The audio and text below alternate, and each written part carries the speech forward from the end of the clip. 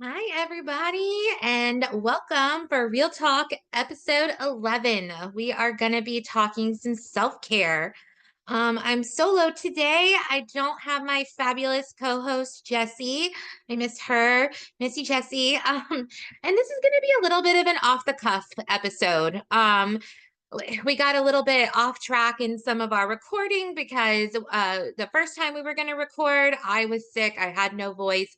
Then Jesse was sick and is recovering. And so we were debating about should we skip a week. And then I was kind of like, I'll just record something really quick. And yeah, self care was a topic that we were talking about. And I think that we'll definitely do kind of a more formal episode about that for y'all with some real talk, but I just figured I'd go off the cuff a little bit and talk about it. I mean, it was kind of a subject that's on my mind, even right before I logged on, because it's just been a really busy few weeks.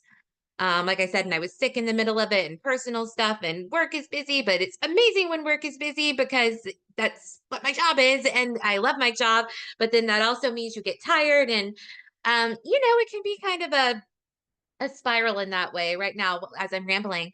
So I was thinking right before I logged on to record this, like, oh, should I wait a little bit before I record? I'm a little bit flustered, but then I figured, hey, this is what we're talking about. So let's be really real. For anybody who's watching, I have no idea where to look right now with nobody on the episode with me. So if it seems like my eyes are wandering, that's why.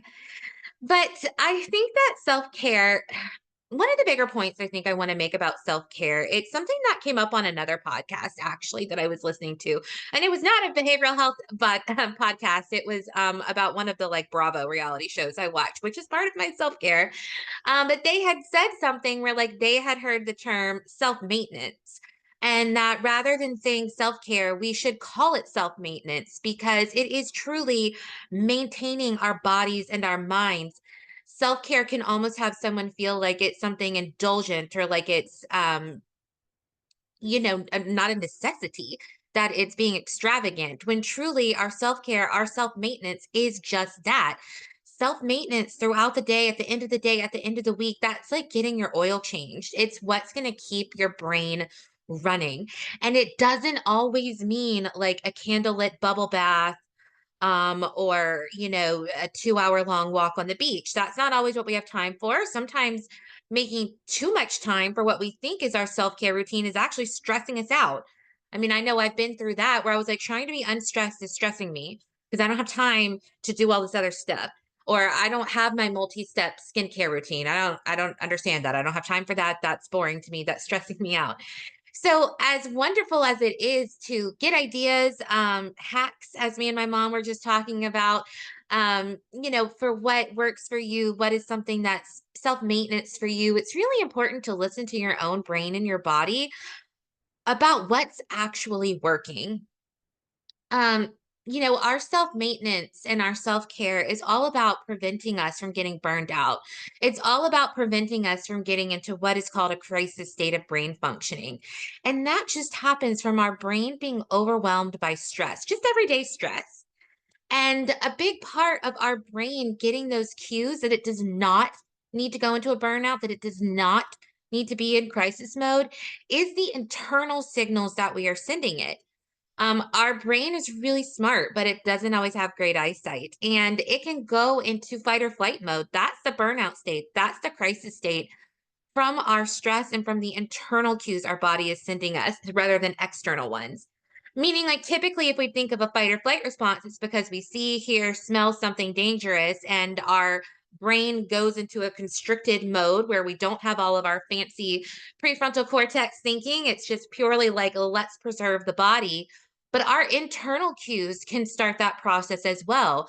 Are we holding tension in our body throughout the day? That's going to signal to your brain that you're not safe. Are you not getting deep exhalations throughout the day? That's going to signal to your brain that you're not safe. Because think about it. When we're nervous, when we're scared, when we're overly angry, we inhale so that we don't pass out. But we can only truly exhale when our body is safe. Is our heart rate going up? Is our pulse rapid? That can be caused just by holding on stress too much throughout the day. And that can put your brain into a state of burnout, fight or flight, crisis, sympathetic nervous system functioning, whatever you want to call it. It all means the same thing. So, our self maintenance all throughout the day can literally just be taking a moment to exhale, taking a moment to do some stretches, to wiggle your body, wiggle the tension out of it, taking a moment to scream into a pillow, whatever it may be, that's going to keep your body internally regulated. And that's going to help you not go into this fight or flight mode. It's really important that we're choosing self maintenance or coping mechanisms for what we're actually experiencing. And by what we're experiencing, I really mean what emotions are being caused because of the stressors throughout our day. I'm going to take it back a little bit, talk a little bit about crisis theory, which is this burnout stage. And we can go into a place of burnout, into a place of crisis because something small happens to us.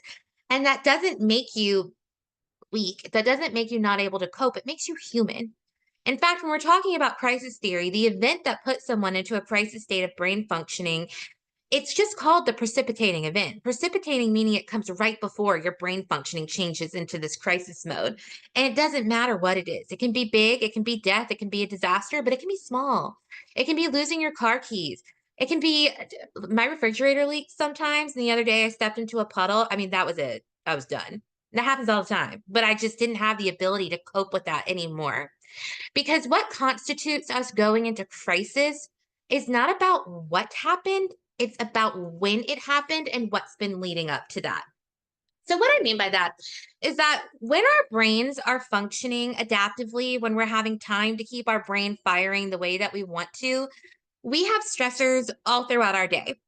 And when I say stressors, that can mean things like negative stress, work stress, interpersonal relationship issues, illness, whatever that might be that we typically think of as stress. But stressors in this context actually just means anything that elicits an emotional response from our brain. So that can be even things like getting a promotion, being done with a project, family coming in down, holidays, birthdays. These things can be stressors too. So when we're functioning adaptively all throughout our day, or not even adaptively, when we're functioning when we have time, all throughout our day, we have stressors. Down in our limbic system, our brain identifies what emotion was caused by this stressor, and then it communicates that up to the more forward thinking part of our brain. And then we consciously and subconsciously choose coping mechanisms all throughout the day. Coping mechanisms like self care, it doesn't mean some indulgent routine or elaborate routine, and none of it is indulgent if it is what's helping you to cope. But it just means that it helps you to regulate your body's signals. So, I'm logging on to do a podcast that I am doing by myself and not feeling all the way prepared for. My brain tells me I might be feeling some anxiety. So before I log on to record, I make sure I take a few deep exhales, which I did not do. So we can do it right now. Feel free to do that with me. And that right there slows me down, tells my brain that I'm safe. It could be that you get in a fight with a coworker. That did not happen to me today.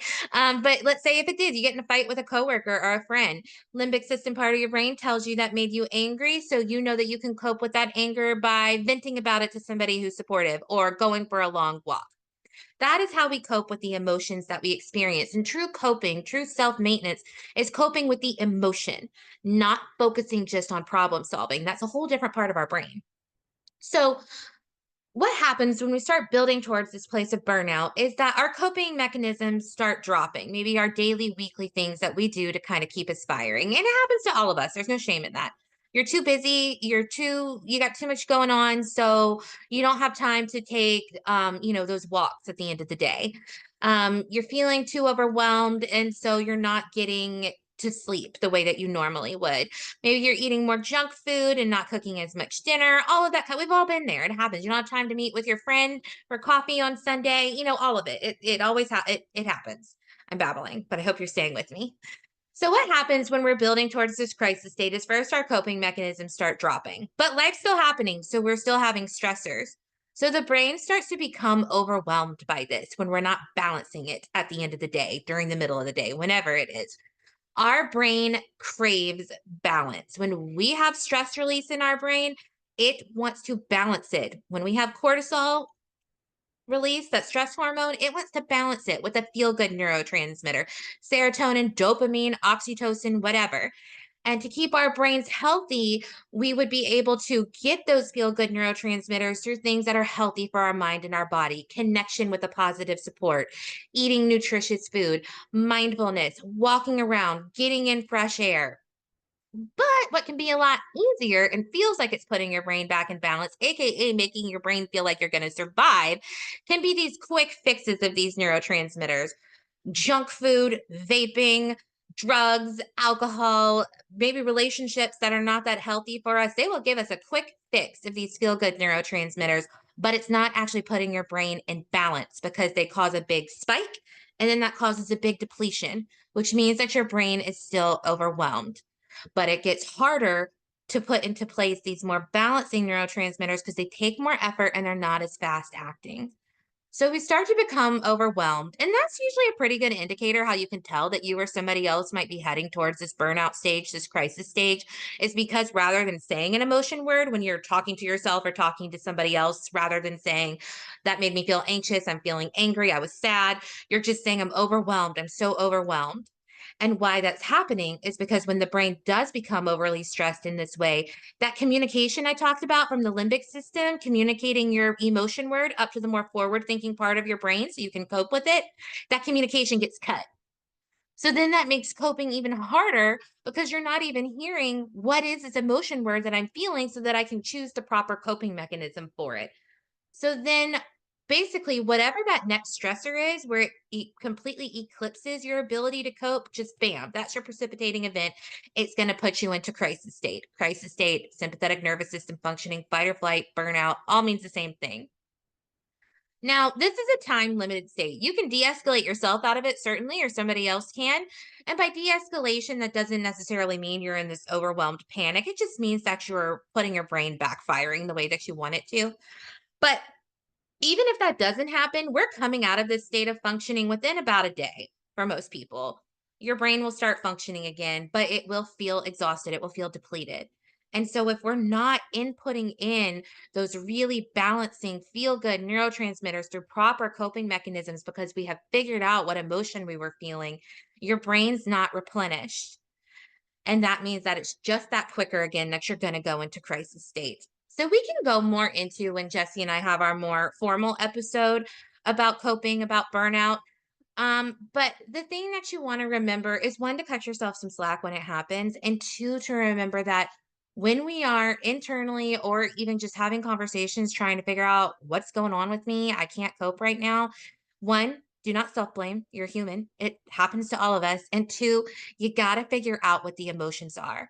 And I know for some people that sounds like it's not real, but it's literally how our brains work. We cope with emotional responses. We do not cope with the problem solving or the external thing. I'm not saying problem solving doesn't have to happen. You know, if your roof leaks, you got to fix the leak in your roof. But to be able to actually exercise all of our full brain power into problem solving, into knowing how to call the insurance company and all of, my mom was just talking about this to me on the phone, not their roof, thankfully. Tangent.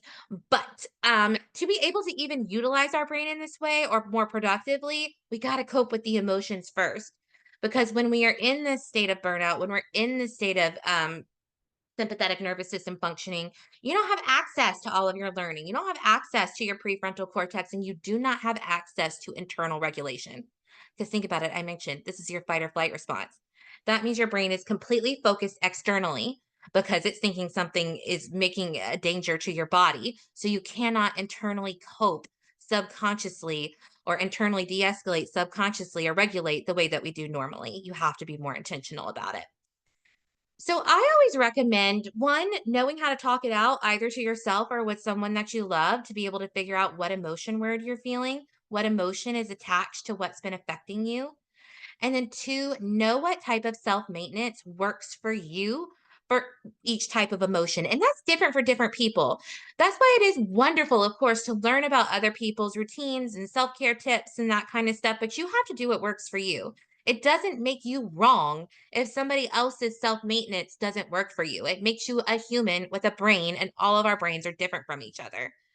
So, like, different emotions might want different types of physical responses to be able to soothe and regulate your body to tell your brain you are safe. So, it takes you out of this crisis response, this burnout, this fight or flight response. Inevitably, what you're doing is just trying to internally regulate. You're trying to make the internal signals you're sending your brain ones of safety, which means deep exhalations. My pulse is not rapid, and I'm not holding tension in my body. That signals to the brain that you're safe. So, know what works for you. Have a checklist of like the five big emotion words. What works for you when you're angry? What works for you when you are sad? What works for you when you are anxious? What works for you when you are fearful? What works for you when you're happy? I don't know if I've named them all, but the overarching emotions. Like for me, I can be a little bit different because a lot of times for many individuals, being like if they're feeling anxious or having anxiety, they want to be quite mindful or do something slower like yoga or meditation or like a headspace app or something like that. But that does not work for me. Not with anxiety. Not for my anxiety. I fine with recommending it for other people. It's just not what works for me. My brain is like, we don't have time to deal with being mindful right now. We got a lot on us. It doesn't slow me down. It activates me more. So for me, when I'm feeling anxious, like maybe I was today a little bit or still currently am, hey, talking it out helps for me. So thank you, dear listeners, for this opportunity. Talking it out, knowing that maybe I've been feeling some anxiety, getting some time to word vomit. By the way, babbling is very good for our brain and helps us not be in fight or flight mode. The language section of our brain is outside of the fight or flight mode of our brain. So when we activate the language section of our brain, we are activating de escalation and sending safety cues. So those who like to babble know that it is good for you. Also, the F word is really soothing to our brain. So those who like to drop the F bomb know that the hard K, the k, is quite soothing for our brain. So let it fly where it's appropriate. I know I do. Also a tangent. Other things for anxiety, I like to move it out. I like to shake it out. I like to do a dance party. I like to just be pretty vocal, pretty verbal, pretty move my body. And that helps me more with anxiety. Um, I'm kind of different because anger is where I get slower. For a lot of people, when someone's trying to cope with anger, that might be when they're more like assertive with their body. And that's what really helps, being able to turn on a game and yell at the other team or throwing ice at a wall or punching a punching bag, something a little bit more aggressive with their body that is safe for themselves and others.